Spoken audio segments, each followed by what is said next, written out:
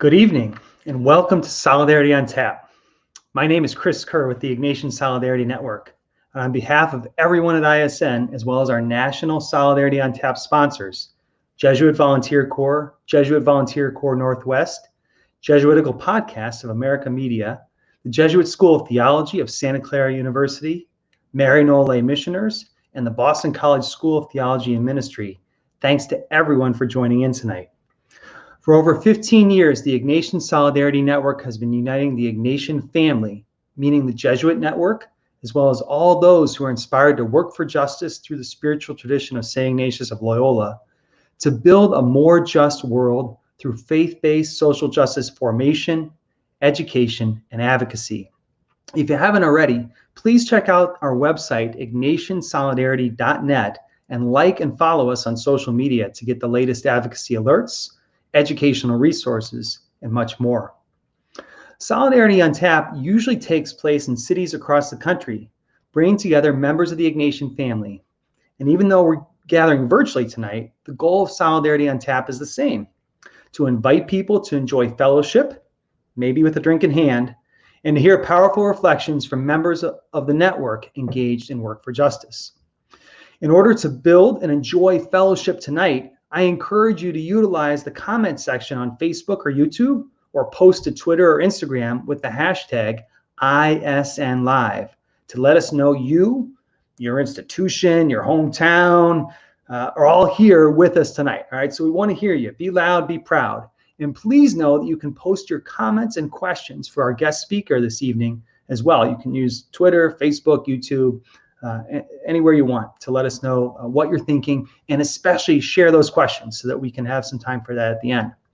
Now, as we join together as an Ignatian family, we are holding all of the people affected by COVID-19 in our prayers.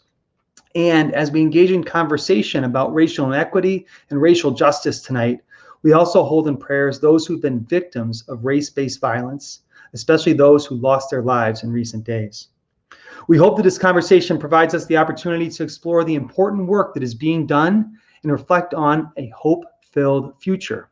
So with this in mind, I'm excited to introduce our speaker, Olga Segura.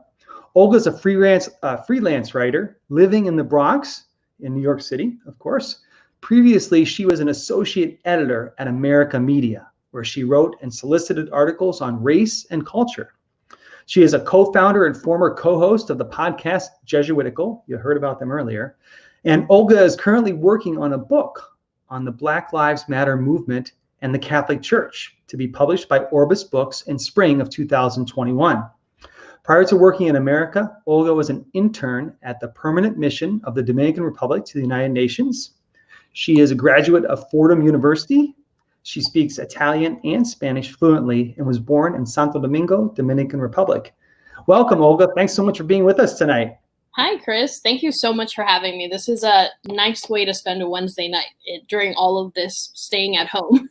Exactly. It's good to have something to do, right? To have something on your schedule. You have to show up. We all had to put on clothes. It was great. A fancy dress and a necklace. So thank you.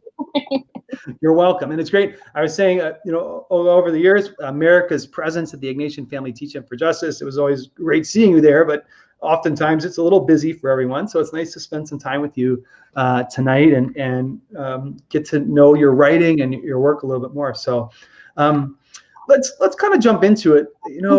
I shared a little bit about your background. Three languages: Spanish, English, Italian. Born in the Dominican Republic, you interned at the United Nations. You spent. Tell us a little bit about yourself. How did you get where you are? Sure. So, like you mentioned, born in the Dominican Republic. My parents brought me over here in the early 90s, and my whole life I've gone to Catholic schools. So the first school I went to in this country was Our Lady of Refuge in the Bronx. Then I would go on to St.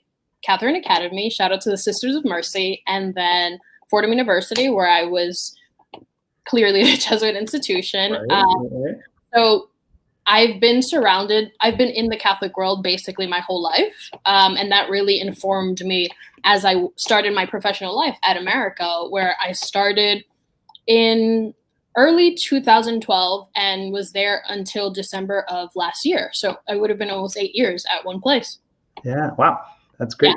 Now, so you talked about St. Catherine's Academy. So the Sisters of Mercy, and it sounds like they influenced where you are today and what you're doing today. You talked about Fordham University and the Jesuits, and then of course you worked with the Jesuits. How did those experiences of Catholic education with very kind of unique takes on how to live out our Catholic faith, how do they influence you? Sure. So I think first, the Sisters of Mercy, I didn't know it at the time, right? Because I'm 14, 15 years old, being forced to do volunteer hours because the nuns at my school told me a better Catholic, a better human being. And at the time, I was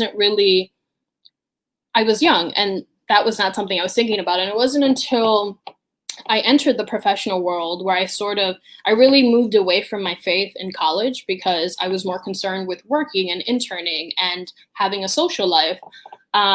But once I entered the professional world at America Media, all of the things that the Sisters of Mercy had taught me, all of these things really started to surface when I started to have questions about what my own faith life would look like as an adult. As I was developing my writer voice, I kept thinking, well, what do I want this vocation to be? What do I want to do with the skill that I have? And I was really taken back to this sense of not just caring about social justice, but actually trying to live it out in your day-to-day life. And that was something that first the Sisters of Mercy instilled in me in high school, and then working with having Jesuits at Fordham, but more importantly than the Jesuits at Fordham, it was working with Jesuits in the professional world and seeing people who everything that they do is informed by their faith. Everything they do is informed by the gospel, and just kind of being in that space in your mid-20s as you're discovering what it means to be a writer really influenced everything I do, even to this day. Even this book that I'm working on, my freelance writing, none of that would have been possible without the values that the church, these specific people in the church, taught me. Yeah. Is there thinking back to your time in high school and college, or even in America, is there someone that really stands out as really having an influence on who you are today? Some event, or something that a specific event or experience? I think one specific experience, I want to say first, my time in general at America. A lot of the Jesuits that I spoke with, especially Father James Martin, who I'm sure a lot of our viewers are familiar with, and a lot of the other Jesuits that I worked with, and Father Matt Malone, they really helped me to realize that it's okay to ask questions. You don't have to have all the answers. You don't have to be super theological and super intellectual. You can just be curious. And that curiosity can inform the work that you do.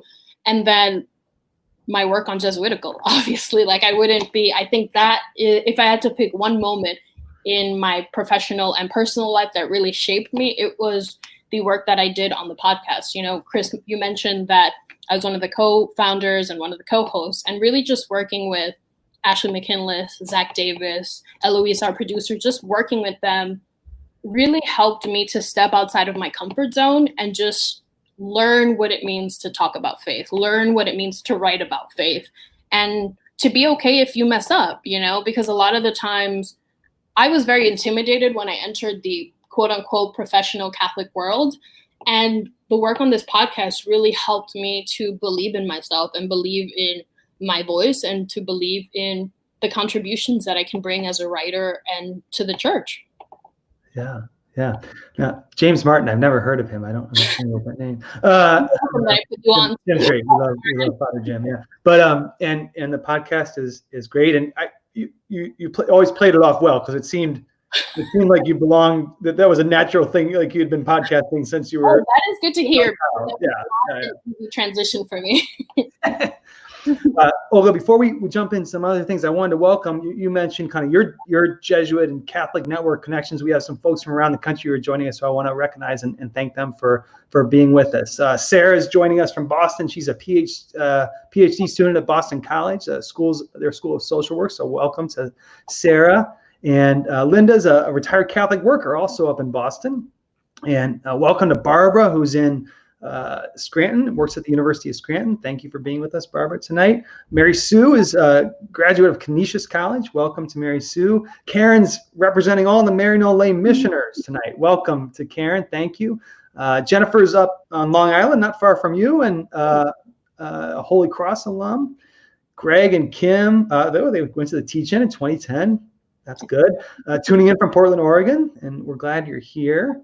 And Aaron Conway says hi, Olga, and says I love listening to you on Jesuitical. So great representation of the network, of the family out there tonight.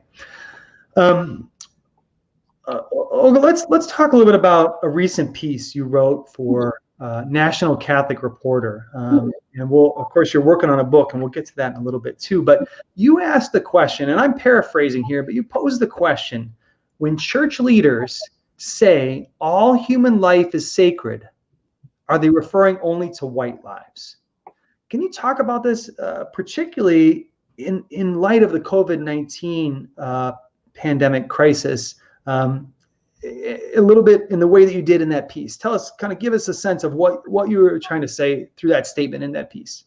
Sure. So this piece was basically me processing all of those now infamous Dolan media appearances that happened, I think, last month. Again, my sense of time is all over the place during this pandemic. But Dolan, the Archbishop of New York, got on this call with Catholic educators and then went on Fox and Friends, where he praised Trump, and then got on my former employer's Facebook show and talked about what it's like to be in New York City during the pandemic. So I had been processing a lot of these events, and when I heard Cardinal Dolan speak, and again, I'm paraphrasing because I can't remember word for word, but when I heard him say that in New York, it's very rare for him to see people who are crushed or oppressed, that was really the moment that kind of broke the camel's back, whatever the expression is. That was the moment that really kind of angered me even more than I already was, right? Because for me, I saw that moment as kind of representing this huge disconnect that seems to exist between church leaders and everyday Catholics like myself, right? Because here I was, a woman of color living in New York, seeing every day how people that in my own family, in the family of my friends, all of these people that were suffering because our communities were being affected at disproportionate rates, right? So here I saw all this suffering on a day-to-day basis. And in moments when you see so much suffering and you see so much negativity in the real world, and as a Christian, you say, okay, I'm going to turn to my church. I'm going to turn to my community as a kind of solace. To me, in that moment, I said, wow, I can't even find, I don't even have a home in this church, because the people like me, people in my community who are suffering, you don't see us. So that piece was really kind of just the manifestation of all of these thoughts that I had, right? Because here I saw this church leader who seemed to just only be acknowledging white Catholics, white Christians, right? Because in my mind, and in the minds of so many other Catholics of color that I talk to, here you have leaders who publicly talk about being extremely pro-life and about how, as Catholics, every human life is worthy, every human life has dignity, but you can't even publicly acknowledge the pain that we were suffering, you know? So that piece just came from that place where it's just this desolation that I have when I look at our leaders, when I look at the people who are supposed to be leading the flock doing things like this, you know? So that was coming from a place of, wow, is there no home for us in the church? So. Sure. And Olga, towards the end of that article, you talked about, you kind of called on the church and church leaders specifically to engage in self-reflection. Mm-hmm. What would that look like for you? What would self-reflection how would you envision that happening in the context of the church and in the way that church leaders could do that? Right. So for me, I think it starts with what I mentioned at the end of that piece, right? I think that if you want people to see the institution as a place that cares about racial justice. You want people to see our leaders as people who are sensitive to the plight that we're all facing as Catholics of color. Then I think first you need to sit down with the Black Lives Matter movement, because this is the most significant racial justice movement since the civil rights movement. And our church leaders want to pretend as if it doesn't exist. And they seem to not know, and I get it, it's difficult to have these conversations. It's difficult to lay out actual concrete items when we're talking about racial justice. But I think if the bishops and other Catholics want to show that they want to do that self-reflection, that they want to do the introspection to make our church and world a much better place, then you need to enter in dialogue with activists and a movement who know how to do it. People who have shown in the past 6 years that they can get things done, that they can talk to young people, that they can get young people involved, because right now what the church is doing is not working. And I think the first step would be, to borrow the words of some of our leaders, is to enter into this accompaniment with other people, with other organizations who know what they're doing. Mm-hmm. What gives you, so that you talked about the desolation, the experience in that moment as you reflect on what you were seeing a church leader saying and where they were placing themselves. What gives you a sense of hope or consolation as you look at maybe other parts of the church or other leaders or things like that? Is there anything that gives you a sense that okay, there are some things happening somewhere, or maybe not? I don't know. Oh, absolutely. I think that when I become extremely upset at church leaders, and when I think about leaving the Catholic Church and joining the Protestants, who seem to have figured out a lot of the issues that many of us struggle with in the church, I just turn to the community that I have. I have so many other Catholics of color, so many people that I've met in the professional world that I've never even met in person, but we talk on Twitter. And I think returning to people who are working in the church every day, people who are older than me, especially. Like, I know I got the honor of meeting the Reverend Brian Massengale a few months back, and we've been talking back and forth, and just people like him, people who are not afraid to challenge the church, people who want it to be better, and people who have lived through moments of spiritual crises. These are the people that I find myself returning to, and they give me hope, because they make me realize that there is beauty in our church. There are amazing people who are doing the Lord's work, and just because it's not reflected all the way at the top doesn't mean that it's not happening. So I definitely find hope in the community that I have, the other Catholics that I can vent to about what it means to try to be a woman of color in a very patriarchal white church. Sure. Yeah.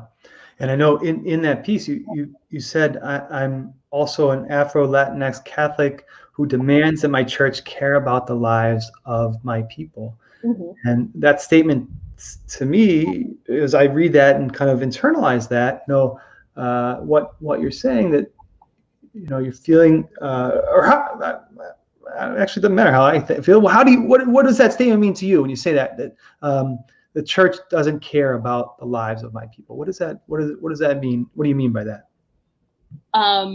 This is going to feel super blunt, but I mean that the church doesn't care about our people.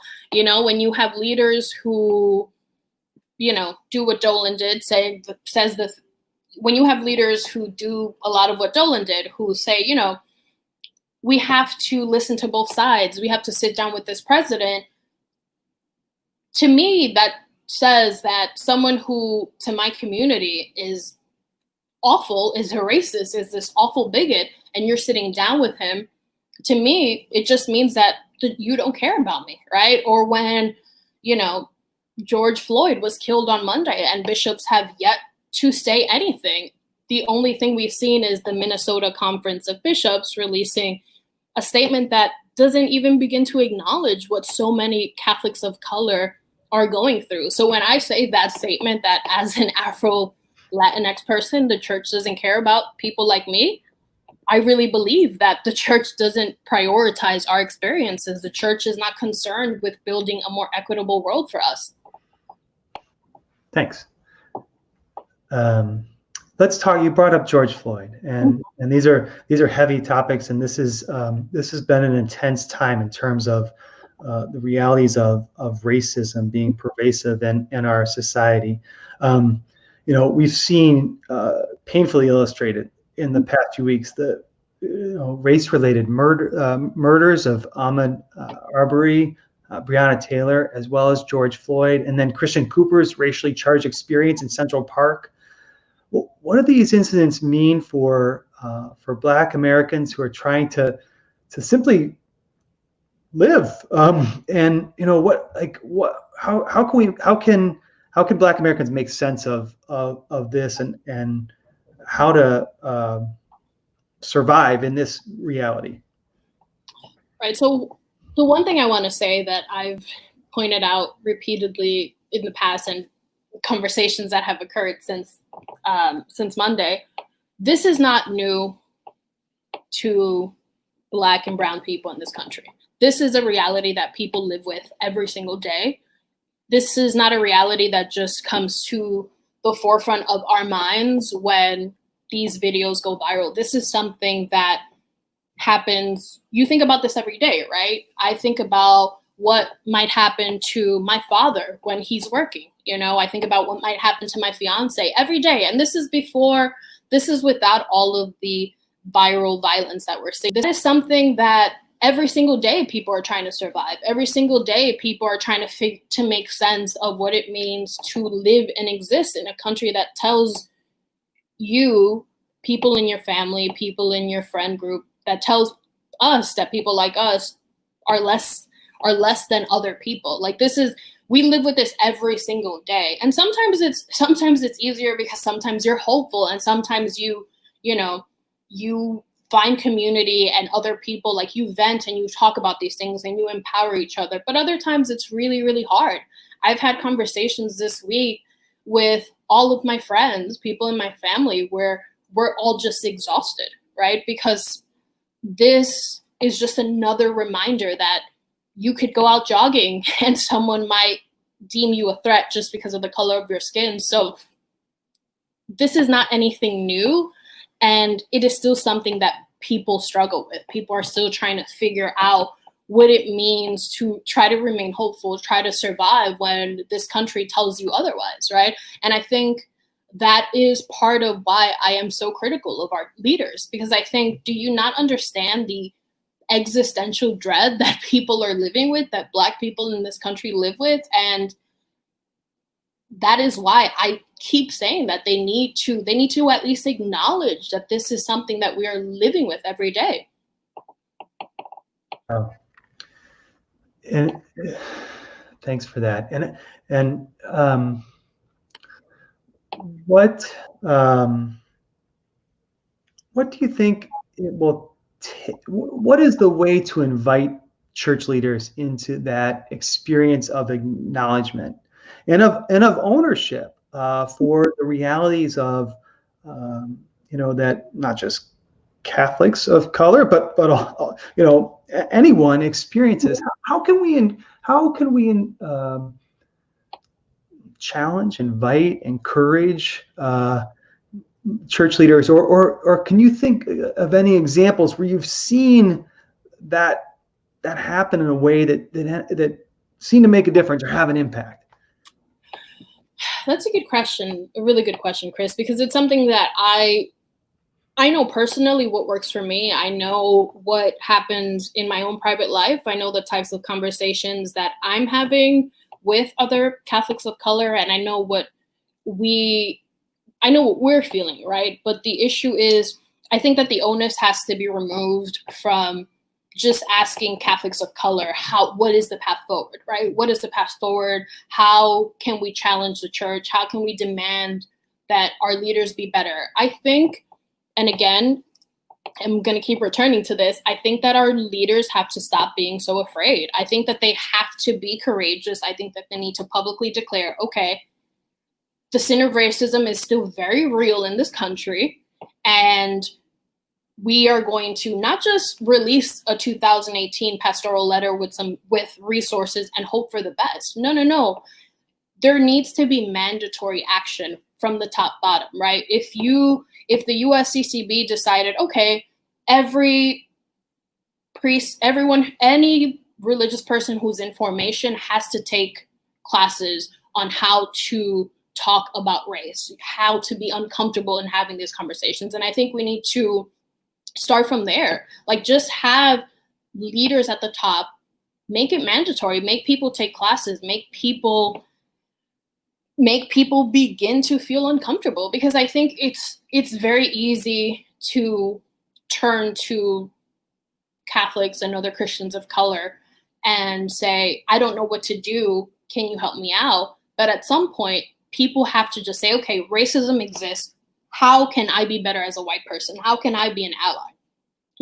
And I think that has to start with our leaders at the top. Come up with concrete action items and force parishes to do it, right? I've done reporting where no one has been working with this pastoral letter, so statements are not working. I think that they need to first be courageous and not be afraid to say, hey, we did wrong, but we're going to start and force people to go through this formation. The same way that people go through RCIA to enter the church, why can't race be something that's integrated into that, And that's just off the top of my head, but that's my answer there.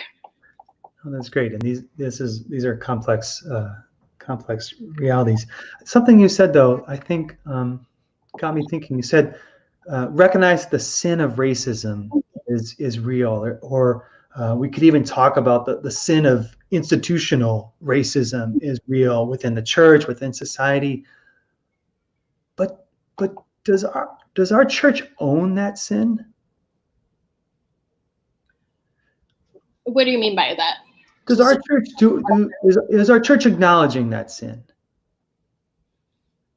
Do you think? I think that they have. I think that when the 4 statements that the collective body of our church leaders in the US, they have released these statements and they have used that language, right? But for example, the 2018 pastoral letter, race, when they talked about racism, the language was, this is something that all Catholics are guilty of. This is something that we as Catholics need to make better, that we as Catholics need to try to reconcile, we as Catholics. And that's not the rhetoric that we should be using, right? I think that, again, church leaders need to acknowledge institutional racism. I think they need to acknowledge that institutional racism is not something that Catholics of color are capable of taking part in, right? Because that is literally what institutional racism is. So I think the church doesn't own it, because racism has existed since this country was created, but the church has been complicit in it. And I think that the church needs to more forcefully say that. The church needs to say, we as white Catholics, this is what we have done historically. We as white Catholics have done this, because it's not helpful to talk about it as if this is something that everyone does, because it's not. And when they start from that perspective, it makes it really difficult for people like me to even want to take any effort seriously. Yeah, that's a good point. And I was thinking back to your point about the earlier point you made about how can we integrate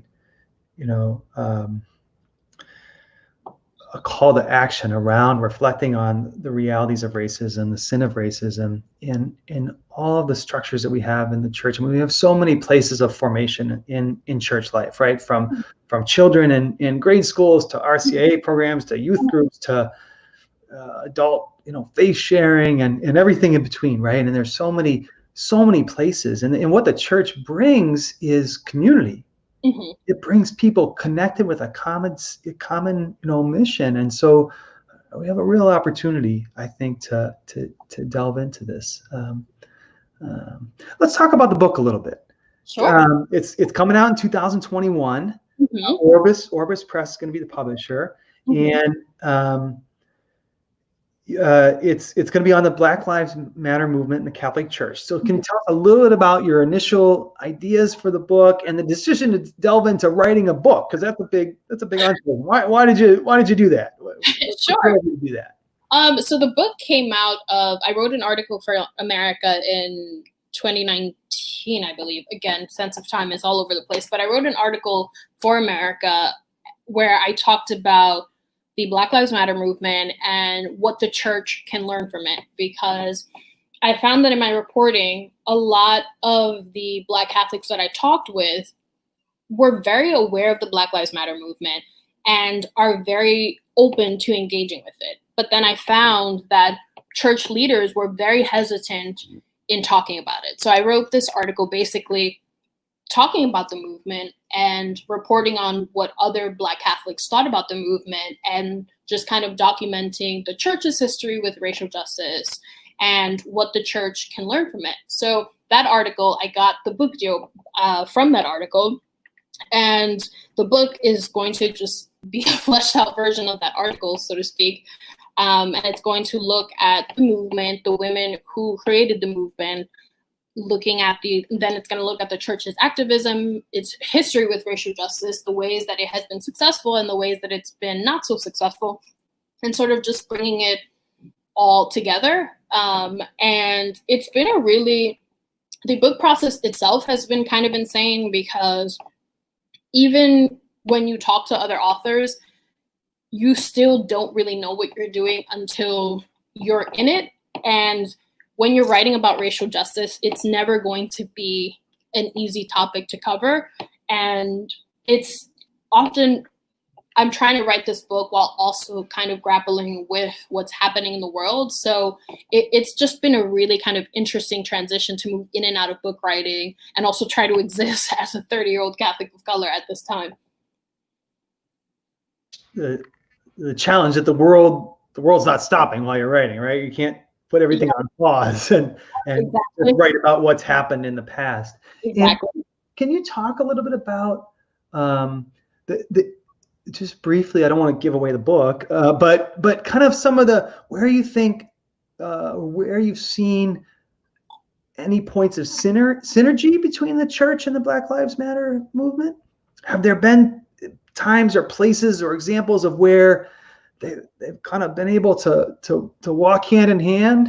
Mm-hmm. Well, yeah, I won't talk about specific moments, because again, don't want to give away the book. You guys will have to read it to know all of my thoughts. And this is something that I reported on in the article for America, there are so many similarities between the movement, between what the movement believes in, right, and what Catholic social teaching tells us about what it means to be a good Christian and how to live out a really great Christian life. So for me, they just go hand in hand, right? Because here you have a movement that is fighting for equality, is fighting for the inclusion of marginalized groups, the fighting for Black lives, fighting for women, fighting for queer people. Like, here's a movement that's doing all of the things that the church wants to be doing, but is not doing that well. So that's why for me, it's just there's just a natural synergy between the two, because there's so much overlap. For me, when I think about the gospel and I think about Jesus's radical call to love and to live out our faith, this movement is a prime example of that, you know? Yeah. And it kind of comes back to what you talked about in your article about church leaders, and the idea of, we talk as a church about human dignity, right? But we gotta live that in all spaces and places. Yeah. Good. Right. Well, we're going to take a little break. We're going to acknowledge our sponsors, including your old friends at Jesuitical, and then we will we'll come back with some questions from the audience in a couple minutes. So got a little break. All right, have a drink, relax a little bit. All right, we'll be right back. All right. So let me tell you, before I actually share about our sponsors, I'd like to mention a few ways to connect with the Ignatian Solidarity Network. You can join us tomorrow, May 28th at 3 p.m. Eastern Time for Faces of DACA Live, a series of conversations with DACA recipients in our Jesuit and Catholic family. This week, Jose Arnulfo Cabrera, ISN's Director of Education and Advocacy for Migration, will speak with Yael Basso and Salud Salazar, who are both graduates of Brophy College Preparatory, a Jesuit high school in Phoenix, Arizona, and both DACA recipients, about about their story and their lives. So we're excited to welcome them to Faces of DACA tomorrow at 3 p.m. Eastern. You can also join us in calling on Congress to ensure the protection of those most in need amid the COVID-19 crisis, including asking our elected officials for measures to improve the economic security of the most vulnerable and address the unique health risks posed to people in our prisons, migrants, low-income communities, and communities of color, which already bear the burden of poor environmental and health conditions.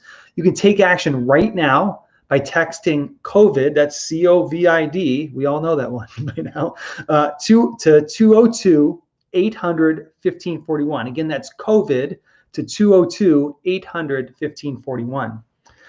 And now let me tell you about our sponsors, okay?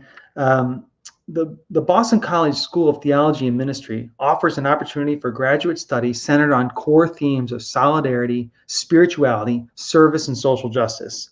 A diverse and vibrant community supports students as they engage in theology grounded in faith and informed by lived experience. The Maryknoll Lay Missioners work intentionally with those at the margins for a more just, compassionate, and sustainable world. To learn more about their work, join their Meet a Missioner Monday live streams on their Facebook page every Monday at 10 a.m. Eastern Time. The Jesuit School of Theology, located in Berkeley, California, is an international center for the study of theology, with classes on campus and online. Dynamic, challenging, and impassioned dialogical study impels and inspires graduates to pursue ministry in a way that will transform the world. The Jesuit Volunteer Corps is a full-time volunteer program that works for social justice while exploring spirituality and faith through a framework of Catholic Ignatian values for individuals between 21 and 35 years of age. Jesuitical, which we've heard about a couple times tonight, is a podcast from America Media hosted by young lay editors looking at the Catholic news of the week and includes guest interviews. You can check them out at americamagazine.org or search Jesuitical wherever you get your podcasts. And JVC Northwest, focused on the core values of community, simple living, social and ecological justice, and spirituality and reflection. JVC Northwest is a national direct AmeriCorps program serving in 24 locales across Alaska, Idaho, Montana, Oregon, and Washington. And you need to be over 21 to be eligible for JVC Northwest. Also, if you like tonight's conversation and you want to share it or watch it again, don't worry, all right? We have it, it's recorded. It's available on YouTube or right here on our Facebook page as well, so you can go back and watch it, share it with someone later on, okay? Also, if you're enjoying Solidarity on Tap tonight or previous nights, please consider giving a gift to sustain the work of the Ignatian Solidarity Network. You can do that at ignatiansolidarity.net/donate. And we have some, our upcoming Solidarity on Tap is on June 10th. And we'll welcome Marie Dennis, who is from Pax Christi International. And this is part of our summer schedule of Solidarity on Tap. So we're going to move to an every other week model over the summer so that we'll have a little more time to be outdoors and things like that. So we'll welcome Marie on June 10th, and then our next broadcast will be on June 24th. So let's go back to Olga. And before we do that, we've got some more shout outs. There's a lot of folks in the Ignatian family who are loving our time together tonight. So let's want to say, let's see, it was Zach. We know that guy, former colleague of yours, Zach, from joining from Brooklyn. Welcome, Zach. And then Brendan said, "Amen, Olga." And I know Brendan is from Loyola Blakefield, and said, we'll come back to his question in a second. Let's keep shouting it out. Carol said, "Thanks for the shout out for Protestants." Thanks, Carol, for joining. Let's see. Kaya says, "Hello from Jersey City." Kaya is on the faculty at Xavier High School there in Lower Manhattan. Justin says, "Amen." Thanks, Justin, for joining us. Let's see what else. Let's see. Wait a minute. Oh, here we go. Bree says she's a Jesuit alum. We'll come back to her question in a second. Matthew says, "Hacking in from New York City, St. Francis Xavier Parish in Manhattan." So right down the subway line from Olga there. And He says hi. Nelson says hi from St. Mark in Venice, California. Excellent. All right. We got a lot of questions, Olga, so we're going to work our way through them. We're going to be real honest that we may not get to all of them, but we're going to try. All right, so we'll work together. Okay. Okay, here we go. Now we'll go back to Nelson, who's in Venice, California. Hi, Olga. Do you have any resources we can read, give to our pastor to be more informed about these issues being discussed here tonight? Cool. So yes, definitely. First, which has been super helpful for me, is Father Brian Massengale's Racial Justice and the Catholic Church, which is basically, I want to say, the quintessential book on race in the church and the church's efforts. So that has helped me a lot in my own faith journey and has really helped me to think about the church and what it means to care about racial justice in the church, but also from a sociological perspective as well, which I found really helpful. And also the work of historians like Shannon D. Williams and theologians and other professors like Anthea Butler. All of these are women who I discovered in my mid to late 20s, and they have just been super, super helpful in just helping me learn more deeply about Black Catholics who have done amazing things for the church, Black Catholics who struggled in the church and still stayed. So anything by any of those three people would totally recommend. Anything that they write is super helpful to get started, to think more broadly about racial justice. Sure. And actually, Bree, so Bree said she's a Jesuit. I think that's John Carroll University alum. Go Blue Streaks. Olga, do you find interplay between your upcoming book and the work of Father Brian Massengale? So speaking of Father Brian Massengale, he has been a resource, or you've gotten a chance to spend some time with him and be in dialogue with him. But any ways you'll tie in kind of some of Father Brian's writing in his book into your what you're writing? Oh, absolutely. When I started book research, Massengale's work was the first thing that I engaged with, because he not only talked about what the church has done, not only does he list out the documents that they've written on race or other key moments in history that the church leaders and lay Catholics have been explicit in demanding that the church be better, but he also talks about race. He defines race. He defines what institutional racism means. He defines what it means in the context of this country, in the context of the church. So he is definitely, if his book didn't exist, it would be so much harder for me to get started, because he set the groundwork for what it means to be critical of a place that you love, but still want it to be better. So he has immensely influenced not just my book, but all of the work that I do. Thanks. All right, we got another question. This is from Heidi, and it's a big question. It says, alum from Loyola Marymount, in a weekly watch party with St. Mark Young Adult Ministry in Los Angeles. Thanks for your work. What church leaders, lay or ordained, can we look to as examples putting into action the bishop's pastoral letter? In other words, who would you like to give a shout out to? Like who can we celebrate in this work? Beyond you, Olga, because I think you're on that list, and Father Brian's on that list for sure. Yes. So obviously Father Brian Massengale, Father James Martin, two big church leaders who are showing other ordained men what they should be doing, how they should be talking. But there's also, again, a lot of, and I want to keep mentioning these women because they have been so helpful in helping me acknowledge my own privilege and in helping me talk about what it means to be in this church, in this very patriarchal church. So again, Shannon D. Williams, C. Vanessa White, Anthea Butler, these are all people who are talking about the church and being critical of the church, and also Natalia Imperatori Lee, like all of these female theologians who, to me, serve, female theologians and historians, these are all women who, again, keep me in the church because they show me examples of what it means to not just be leaders but also to educate people, to push people to be better. These are women who push people to think more deeply about their own faith. So those are definitely lay people that I admire that give me hope. Sure. This is a question from Brendan. He said, amen, although I think he was responding to a comment you made earlier. He said, we need changes to our way of proceeding. He then asked, how have your recent insights been received? Silence, support, what has this told you about what the need is in our church? So, and we live in a culture where people have an ability to share their ideas very easily through social media and other methods. What you had a recent piece that was, a lot of,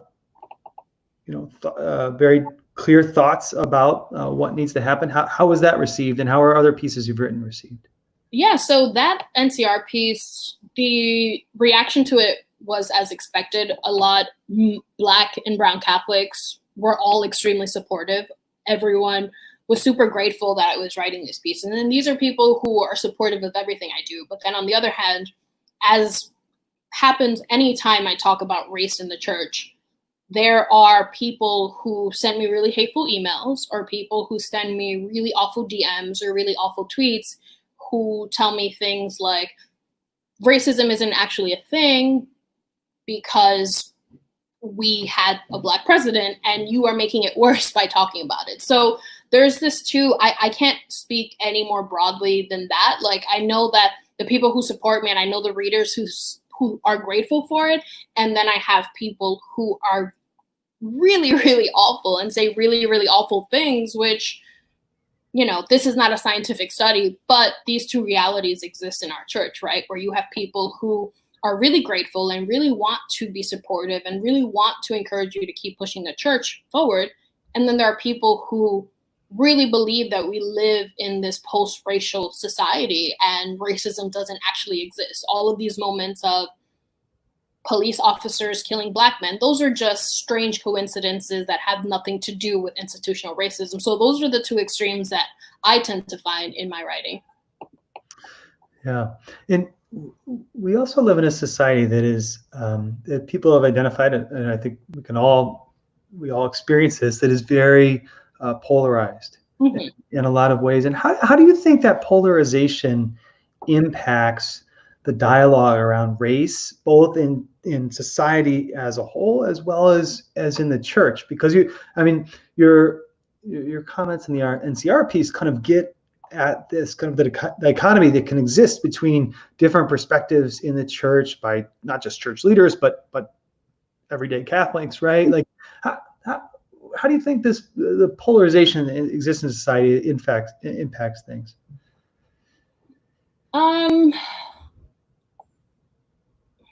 Let's see. I think that it impacts it in the same way that we see when people talk politics, right? Where everyone often just squares themselves into their own camp and they're refusing to engage in any kind of dialogue with the other side. So I don't think that the impact of the polarization is any different from what we see in society more broadly. But one thing that I do want to say, I think that, and this is again why I keep calling on church leaders to be better, I think that what the church can do is that the church can create a space where these conversations can happen authentically and organically and not in a malicious way. I think that the church already has the tools to say, okay, there's a lot of polarization that exists in the world. There's a lot of really awful things that are being said. But here, we're all God's children, right? Let's sit in the space and let's talk. Let's create, the church has the tools to create, for lack of a better word, a safe space where people can have these conversations, Yeah.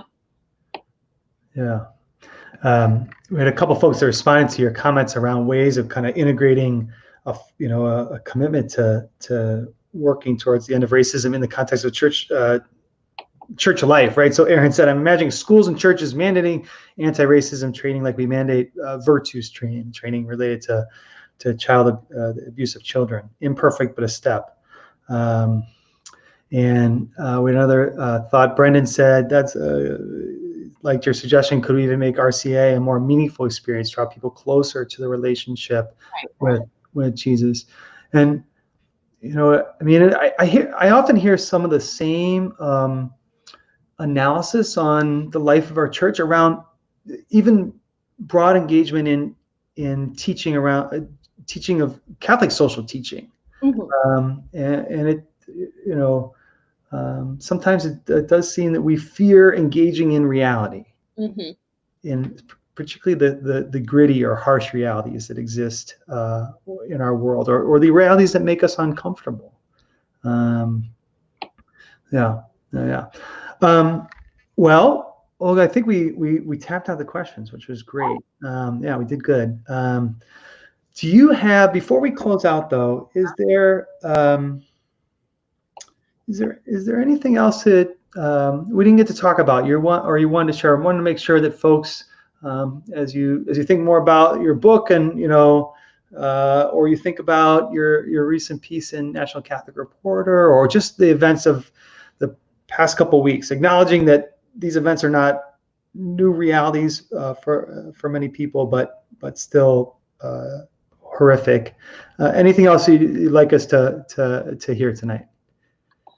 One piece of advice I will have, only because I've gotten this question multiple times this week, for white Catholics who want to be allies, stop when moments like this happen, when we're faced with a really tragic death that, for lack of a better word, is a modern day lynching that Black people are forced to look at. I think that white Catholics who want to be allies need to stop. Their first instinct needs to stop being, in moments of these, reaching out to people of color and asking what they should be doing. I think that people need to understand that there's a grieving process. There's a dread and a fatigue that we have to process. And I think being an ally, a true ally, means acknowledging that and operating from that space and giving people of color the space to grieve in moments like this, instead of just gravitating to help me be a better white person, because that's hard. And I think that if white Catholics operate from that space, we can really start to move forward. That's great. Thanks, Olga, for sharing that last piece there. And I appreciate that as a white person. I appreciate that honest advice. Well, it's been wonderful to have you with us tonight. Thank you for taking the time. It's great to have something to do on a Wednesday night. We got to dress up, look good. So wonderful conversation, and really excited for your book that will come out next year. So good luck with the continued writing and editing and all that goes into that. And again, thanks to everyone across the country and beyond for joining us tonight for this conversation. Thanks for your comments. Thanks for your questions. Thanks for your shout outs and letting us know that you're there. As I mentioned earlier, if you liked our conversation tonight and you want to watch it again or share it with someone, know that you can find it at ignatiansolidarity.net or on our YouTube or Facebook pages. So thank you to everyone for joining us for Solidarity on Tap. Have a great night.